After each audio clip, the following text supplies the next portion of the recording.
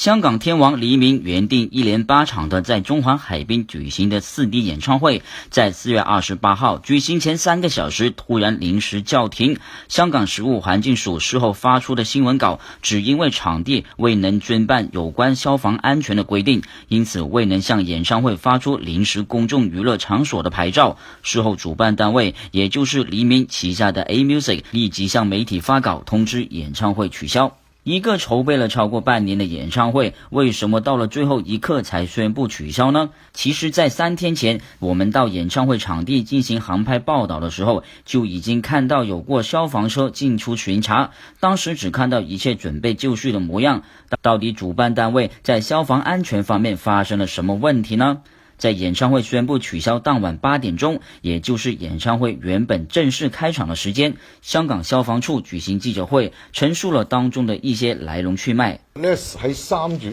29號嗰陣時咧，我哋已經咧就同佢聯絡緊，就係話你哋嘅物料究竟合格與否。咁其實咧，佢哋喺4月12號度咧，亦都將佢哋嘅物料咧係拎去測試嘅，但係你發覺咧，申請單位將呢個物料拎去俾有關嘅化驗所去測試嗰陣時咧，亦都未符合我哋要求嘅水準。其實4月12號已經知道，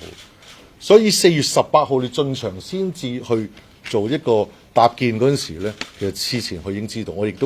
亦都話晒俾佢知，即係唔係今日或者琴日去發生佢知道。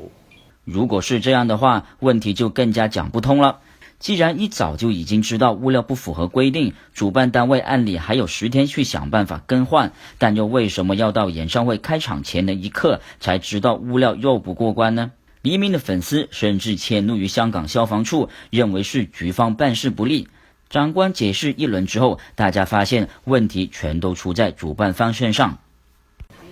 係啊，其實呢，我哋喺前日啦，同埋琴日我哋都落咗去睇，頭先我之前都講咗。咁咧，發覺佢哋嗰個物料都係唔 OK 嘅，咁所以咧，亦都因應佢嘅要求咧，就係話佢哋想延遲到今日嘅晏晝2點鐘，即係申請申辦者想我哋今日2點鐘咧去做一個最後嘅巡查。咁喺呢個巡查裏邊咧，我哋去到嗰陣時，佢仍然未符合要求，所以我哋真係冇辦法可以發出一張消防安全嘅紙俾佢。搜狐視頻娛樂播報，香港報道。